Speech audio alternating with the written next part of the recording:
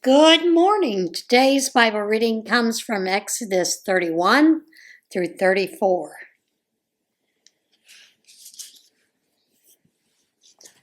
Kind of gone through this at a fast pace, haven't we? God spoke to Moses, "See what I've done. I've personally chosen Bezalel of Uri, son of Hur of the tribe of Judah. I've filled him with the Spirit of God, giving him skill and know-how and expertise in every kind of craft to create designs and work in gold, silver, and bronze, to cut and set gemstones, to carve wood. He's an all-around craftsman. Not only that, but I've given him Oholiab, son of Ahisamach, of the tribe of Dan, to work with him. And to all who have an aptitude for crafts, I've given the skills to make all the things I've commanded you: the tent of meeting, the chest of the testimony, and its atonement cover, all the implements for the tent, the table, and its implements, the pure lampstand and all its implements, the altar of incense, the altar of whole burnt offering and all its implements, the wash basin and its base, the official vestments, the holy vestments for Aaron the priest and his sons in their priestly duties, the anointing oil and the aromatic incense for the holy place. They'll make everything just the way I've commanded you." God spoke to Moses, "Tell the Israelites, above all, keep my Sabbaths, the sign between me and you generation after generation, to keep the knowledge alive that I am the God who makes you holy. Keep the Sabbath, it's holy to you. Whoever profanes it will most certainly be put to death. Whoever works on it will be excommunicated from the people. There are 6 days for work, but the seventh day is the Sabbath, pure rest, holy to God. Anyone who works on the Sabbath will most certainly be put to death. The Israelites will keep the Sabbath, observe Sabbath keeping down through the generations as a standing covenant. It's a fixed sign between me and the Israelites. Yes, because in 6 days God made the heavens and the earth, and on the seventh day he stopped and took a long, deep breath. When he finished speaking with him on Mount Sinai, he gave Moses 2 tablets of testimony, slabs of stone, written with the finger of God. When the people realized that Moses was taking forever in coming down off the mountain, they rallied around Aaron and said, "Do something. Make gods for us who will lead us. That Moses, the man who got us out of Egypt, who knows what's happened to him?" So Aaron told them, "Take off the gold rings from the ears of your wives and sons and daughters and bring them to me." They all did it. They removed the gold rings from their ears and brought them to Aaron. He took the gold from their hands and cast it in the form of a calf, shaping it with an engraving tool. The people responded with enthusiasm. "These are your gods, O Israel, who brought you up from Egypt." Aaron, taking in the situation, built an altar before the calf. Aaron then announced, "Tomorrow is a feast day to God." Early the next morning, the people got up and offered whole burnt offerings and brought peace offerings.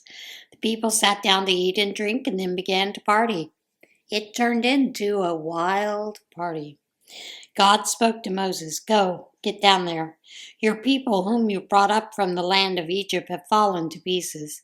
In no time at all they've turned away from the way I commanded them. They made a molten calf and worshipped it. They sacrificed to it and said, 'These are the gods, O Israel, that brought you up from the land of Egypt.'" God said to Moses, "I look at this people. Oh, what a stubborn, hard-headed people. Let me alone now. Give my anger free rein to burst into flames and incinerate them. But I'll make a great nation out of you." Moses tried to calm his God down. He said, "Why, God, would you lose your temper with your people? Why, you brought them out of Egypt in a tremendous demonstration of power and strength. Why let the Egyptians say he had it in for them? He brought them out so he could kill them in the mountains, wipe them right off the face of the earth. Stop your anger. Think twice about bringing evil against your people. Think of Abraham, Isaac, and Israel, your servants to whom you gave your word, telling them, I will give you many children, as many as the stars in the sky, and I'll give this land to your children as their land forever. God did think twice. He decided not to do the evil he had threatened against his people. Moses turned around and came down from the mountain, carrying the 2 tablets of the testimony. The tablets were written on both sides, front and back. God made the tablets, and God wrote the tablets, engraved them. When Joshua heard the sound of the people shouting noisily, he said to Moses, That's the sound of war in the camp. But Moses said, Those aren't songs of victory, and those aren't songs of defeat. I hear songs of people throwing a party. And that's what it was. When Moses came near the camp and saw the calf and the people dancing, his anger flared. He threw down the tablets and smashed them to pieces at the foot of the mountain. He took the calf that they had made, melted it down with fire, pulverized it to a powder, then scattered it on the water and made the Israelites drink it. Moses said to Aaron, What on earth did these people ever do to you, that you involved them in this huge sin? Aaron said, Master, don't be angry. You know this people and how set on evil they are. They said to me, Make us gods who will lead us. This Moses, the man who brought us out of Egypt, we don't know what's happened to him. So I said, Who has gold? And they took off their jewelry and gave it to me. I threw it in the fire, and out came this calf. Moses saw that the people were simply running wild. Aaron had let them run wild, disgracing themselves before their enemies. He took up a position at the entrance to the camp and said, Whoever is on God's side, join me. All the Levites stepped up. He then told them, God's orders, the God of Israel. Strap on your swords and go to work. Crisscross the camp from one end to the other. Kill brother, friend, and neighbor. The Levites carried out Moses' order. 3,000 of the people were killed that day. Moses said, You confirmed your ordination today, and at great cost, even killing your brothers, your sons and brothers, and God has blessed you. The next day Moses addressed the people. You have sinned an enormous sin, but I am going to go up to God. Maybe I'll be able to clear you of your sin. Moses went back to God and said, This is terrible. This people has sinned. It's an enormous sin. They make gods of gold for themselves, and now, if you will only forgive their sin, but if not, erase me out of the book you've written. God said to Moses, I'll only erase from my book those who sin against me. For right now you go and lead the people to where I told you. Look, my angel is going ahead of you. On the day, though, when I settle accounts, their sins will certainly be part of the settlement. God sent a plague on the people because of the calf they and Aaron had made. God said to Moses, Now go, get on your way from here. You and the people you brought up from the land of Egypt, head for the land which I promised to Abraham, Isaac, and Jacob, saying, I will give it to your descendants. I will send an angel ahead of you, and I'll drive out the Canaanites, Amorites, Hittites, Perizzites, Hivites, and Jebusites. It's a land flowing with milk and honey, but I won't be with you in person. You're such a stubborn, hard-headed people, lest I destroy you on the journey. When the people heard this harsh verdict, they were plunged into gloom and wore long faces. No one put on jewelry. God said to Moses, Tell the Israelites, You're one-hearted, hard-headed people. I can't stand being with you for even a moment. I'd destroy you.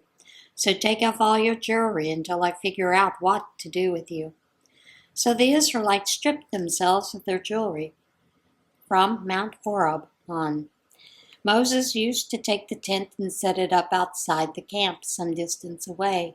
He called it the tent of meeting. Anyone who sought God would go to the tent of meeting outside the camp.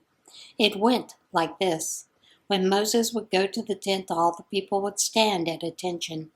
Each man would take his position at the entrance to his tent with his eyes on Moses until he entered the tent.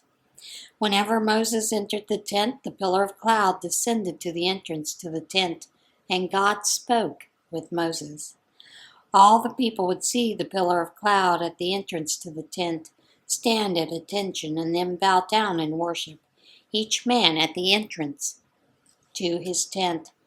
And God spoke with Moses face to face, as neighbors speak to one another. When he would return to the camp, his attendant, the young man Joshua, stayed. He didn't leave the tent. Moses said to God, "Look, you tell me, lead this people, but you don't let me know whom you're going to send with me. You tell me I know you well and you are special to me. If I am so special to you, let me in on your plans. That way I will continue being special to you. Don't forget, this is your people, your responsibility." God said, "My presence will go with you. I'll see the journey to the end." Moses said, "If your presence doesn't take the lead here, call this trip off right now. How else will it be known that you're with me in this, with me and your people? Are you traveling with us or not?"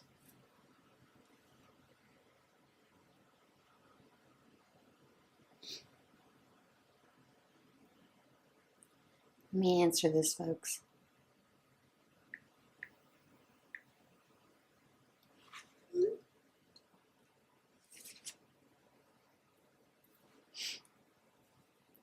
How else will we know that you're special, I and your people, among all other people on this planet Earth?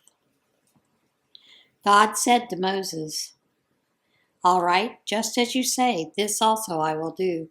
For I know you well, and you are special to me. I know you by name." Moses said, "Please let me see your glory." God said, "I will make my goodness pass right in front of you.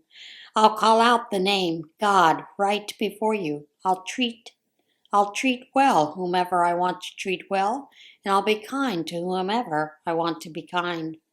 God continued, "But you may not see my face. No one can see me and live." God said, "Look, here is a place right beside me. Put yourself on this rock. When my glory passes by, I'll put you in the cleft of the rock and cover you with my hand until I've passed by. Then I'll take my hand away and you'll see my back, but you won't see my face."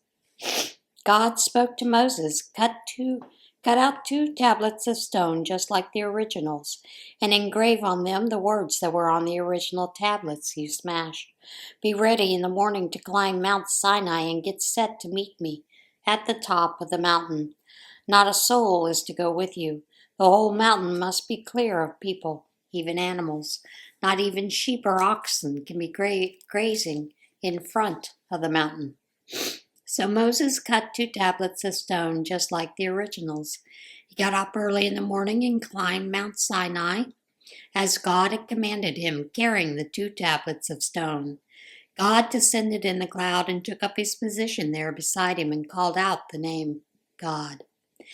God passed in front of him and called out, "God, God, a God of mercy and grace, endlessly patient, so much love, so deeply true, loyal in love for 1,000 generations, forgiving iniquity, rebellion, and sin. Still, he doesn't ignore sin. He holds sons and grandsons responsible for a father's sins to the 3rd and even 4th generation. At once Moses fell to the ground and worshipped, saying, "Please, O Master, if you see anything good in me, please, Master, travel with us. Hard-headed as these people are, forgive our iniquity and sin. Own us, possess us." And God said, "As of right now, I'm making a covenant with you in full sight of your people. I will work wonders that have never been created in all the earth in any nation. Then all the people with whom you are living will see how tremendous God's work is. The work I'll do for you. Take careful note of all I command you today. I'm clearing your way by driving out Amorites, Canaanites, Hittites, Perizzites, Hivites, and Jebusites. Stay vigilant. Don't let down your guard, lest you make covenant with the people who live in the land that you are entering, and they trip you up.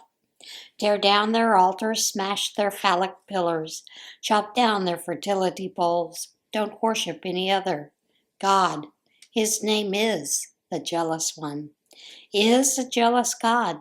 Be careful that you don't make a covenant with the people who live in the land and take up their sex and religion life.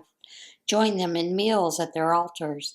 Marry your sons to their women, women who take up with any convenient god or goddess, and will get your sons to do the same. Don't make molten gods for yourselves. Keep the feast of unraised bread. Eat only unraised bread for 7 days in the month of Abib. It was in the month of Abib that you came out of Egypt. Every firstborn from the womb is mine, all the males of your herds, your firstborn oxen and sheep. Redeem your firstborn donkey with the lamb. If you don't redeem it, you must break its neck. Redeem each of your firstborn sons. No one is to show up in my presence empty-handed. Work 6 days and rest the 7th. Stop working even during plowing and harvesting. Keep the Feast of Weeks with the first cutting of the wheat harvest, and the Feast of Ingathering at the turn of the year. All your men are to appear before the Master, the God of Israel, 3 times a year. You don't have to worry about your land when you appear before your God 3 times a year. Each year, for I will drive out the nations before you and give you plenty of land.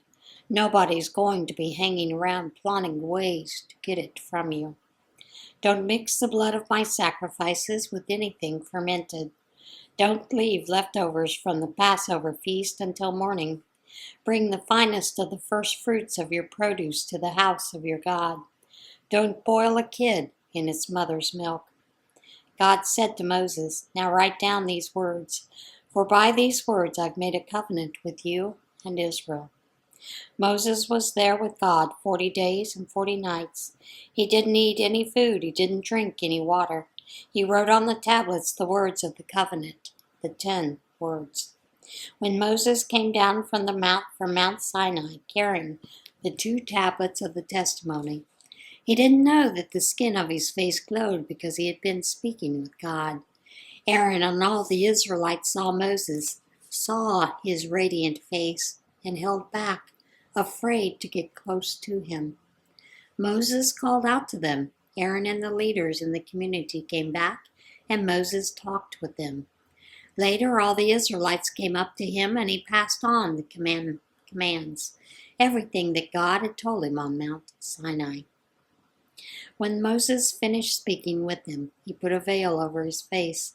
But when he went into the presence of God to speak with him, he removed the veil until he came out.